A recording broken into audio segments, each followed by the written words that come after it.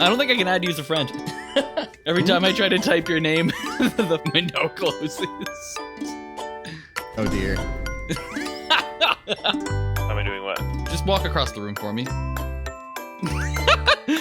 Please. No, you're both doing it! Am I doing it? Embrace your persona.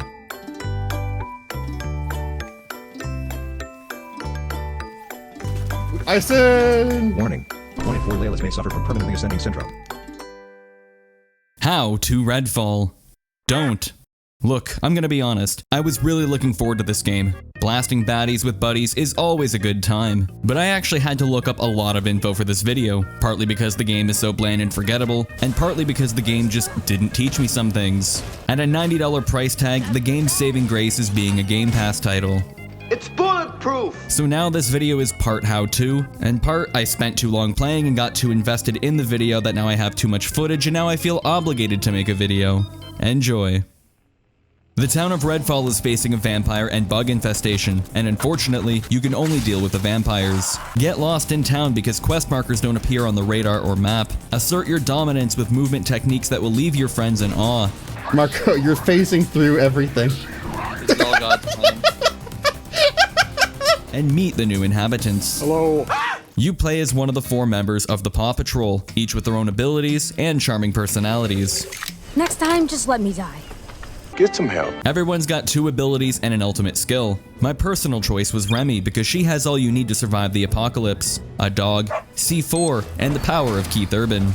I cannot be asked to level each character up because watching paint dry would be more exciting, so you'll have to live through my friends John and Fluke, who chose Recon Man and the human embodiment of, well, that just happened. Is that a literal water wall?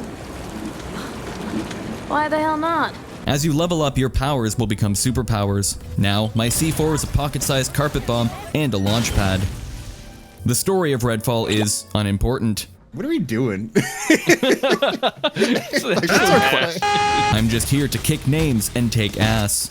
Or at least that's how the game makes it feel. The premise is some rich dicks decided, hey, fuck dying. Let's be rich and powerful forever. And now they're vampire gods who have managed to block out the sun and turn the water into rock-hard jello so no one can escape.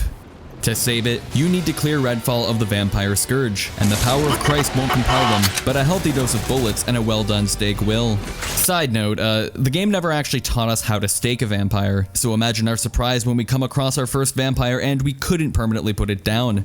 Actually, don't imagine. Where's the stake weapon? How do I stake him? I don't think we have any stakes.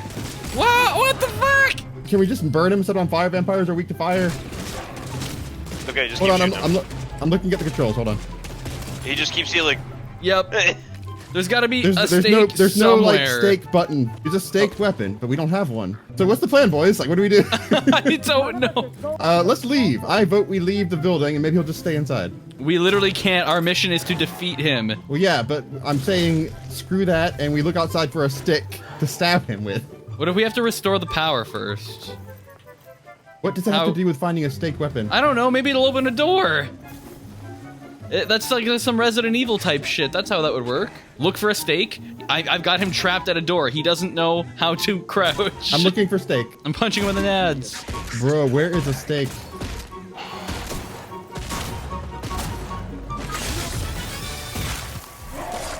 Done. Oh, you We did it. It was on the end of this shotgun.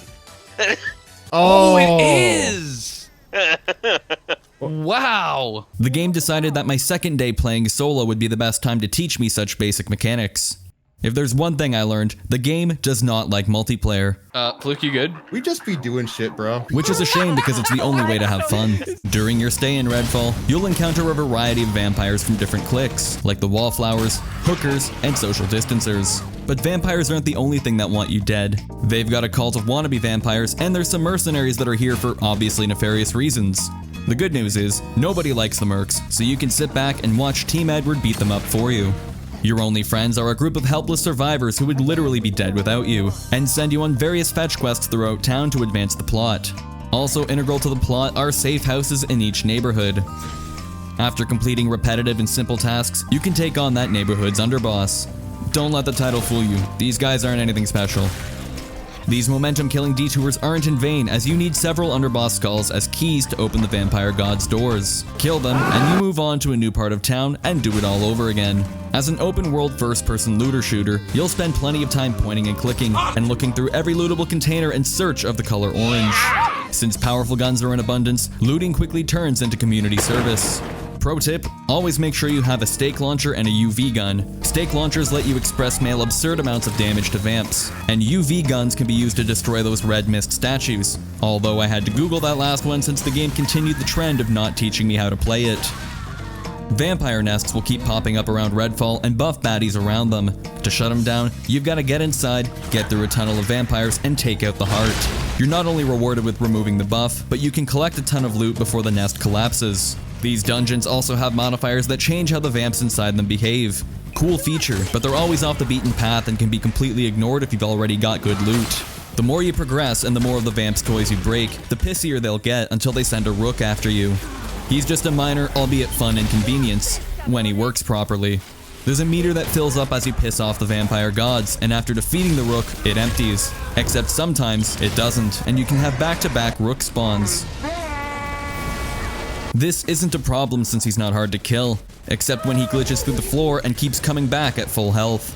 You can use vehicles in Redfall to transport your enemies to the afterlife. The environment has many hazards marked with an obvious red outline, including these bales of hay, which I have yet to figure out what makes them so dangerous. Alright then, keep your secrets. Instead, you'll be touring Redfall on foot. The semi-concrete jungle gym has many ways through it, meaning there's plenty of ways to approach conflicts. You can go head-on, get the high ground, break and enter, and even use stealth. As Redfall was made by the devs who made Dishonored, I expect the stealth aspects to be top-notch. You're a regular Solid Snake, I'm proud of you. Okay, well, I mean, at least it works.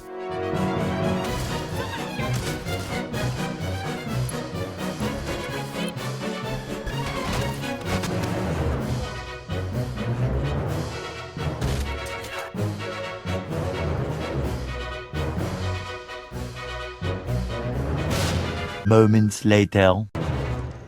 Not my problem. Oh. So stealth is completely broken in the sense that it doesn't work, but when it does work, it works really well. If the vampire nest has the modifier where all of them are asleep, you can actually get through the whole thing without waking anyone up. Your strategy and choice of how to approach a fight is meaningless, since enemies make Cyberpunk's launch AI look like fucking geniuses. The Dark Souls strategy works, walking backwards on a diagonal works, sometimes doing absolutely nothing works.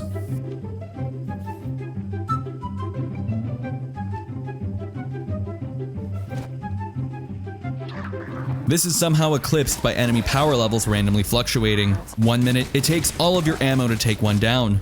The next.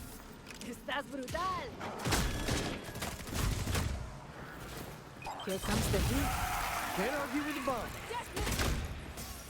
Not too shabby. Brainless AI and trivial enemies are the least of your worries when you can't even turn in quests. After collecting a dead girl's stuffed bunny rabbit, I was tasked with the incredibly difficult mission of giving her eulogy. Normally, my character never shuts up, but the one time I needed her to speak, she was silent. No amount of talking to the Reverend worked, so I restarted the game, but still couldn't progress. As this was a main quest, not only was it mandatory, but I couldn't do anything else as you can't take on multiple story quests at the same time, because how else are the devs gonna pad out the playtime? After another restart, I finally got the Reverend to speak, but the quest didn't progress. Third time's a charm, and what should have taken 12 seconds took closer to 12 hours. Me uninstalling the game. I really wanted to like the game, but yeah, it's bad. Here, hold this. Thanks. Now you know how to, or how not to, Redfall. Thanks for watching, and huge thank you to my supporters on Patreon, especially Shadow and Josh. Have a good one. See you on the next video.